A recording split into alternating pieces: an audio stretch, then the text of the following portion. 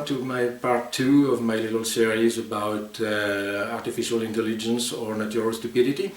And yeah, this time I want to discuss a little bit more about the what it does in the world of consulting, and I'm a little worried about where this is going.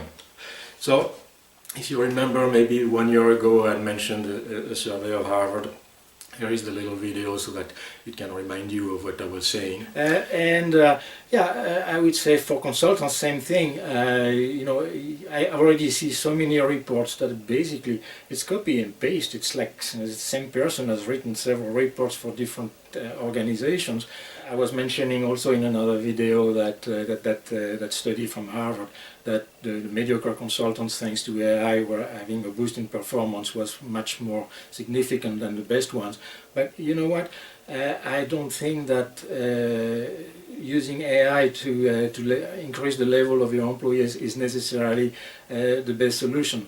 A mediocre employee with artificial intelligence is still a mediocre employee, and I think companies should be very wise in the future to still focus on having talents. And if you have to use AI, well, have an intern, have somebody that is at low level, but don't think that you're going to keep the same employees and just by adding AI all your problems are going to be solved. I think that would be a mistake. Yeah, as a final recommendation, I would say, yeah, if you think AI is going to fix all your problems, going to do your work for you, then one thing is sure, then AI is going to replace you.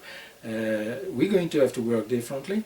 Like I said, AI is an assistant, and we're going to have to basically play at a higher level, and that doesn't surprise me. That's pretty much what I was writing already in my first book, and I've been repeating all along in almost 15 years.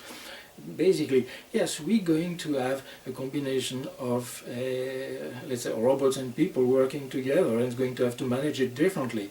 But the role of humans is going to change, and well, it's a good thing, I think, for a lot of people, because the job is going to be about more responsibility, more creativity, more supervision, instead of doing very repetitive and boring tasks. Yeah, we're going to have to change a little bit the way we think here. So also in our brain, things need to change. And so how does that work? Well, last year I had been invited as one of I can't remember, close to 2,000 supposedly experts on the future of food and agriculture, to do some sort of a brainstorm session to find out what the future game changers are going to be. Was paying actually quite well, so sure, I was quite happy.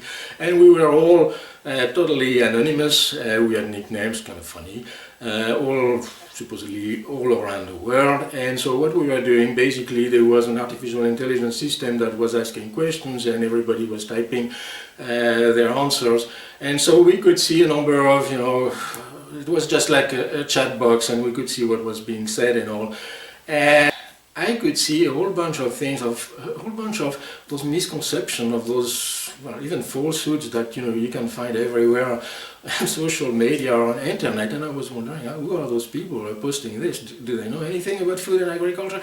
But nonetheless, and that was fueling this, and I can't remember, it lasted a couple of minutes, and then the system was basically making a little compilation, a little summary of all that had been discussed in that particular topic with that particular group, and then we were changing groups and all.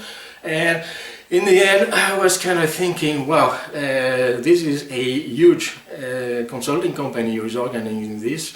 They're doing it apparently for a major client. And I was thinking, you know, just like I was saying a year ago, the client probably would be better off by just going on ChatGPT or wherever, or maybe, you know, DeepSeek now, or whichever one is going to pop out in the near future, and do it himself, because frankly, this was basically a compilation of the cesspool that we have all online, everywhere. You know, truths, falsehoods, all mixed together, and I would say there were at least half of the conclusions that I know for a fact that is nonsense. So where is this going? Well, I don't know, but it's not very good. And the problem is really, if this is the way we're going to do this, I hope there is somebody who has competence, who is going to read and listen and review the whole final product before passing it on to the customer, because otherwise we're going to have, it's going to be even worse than social media. We're going to make certain things official that's going to live in the food and agricultural sector, but I'm sure it is the same with any other sectors. And we're not going to be able to know anymore what is real, what is not real, what is truth, what is nonsense, and how we're going to make decisions with this. This is really scary. And yeah, this is going to be in my part 3 of that series. I'm going to show you also another little example of how everything is concentrated and what the risk can be if we basically put everything, all our eggs in the basket of a totally immaterial system and with no supervision. If you're interested in my videos, please click on the subscribe button, or you can also visit my website.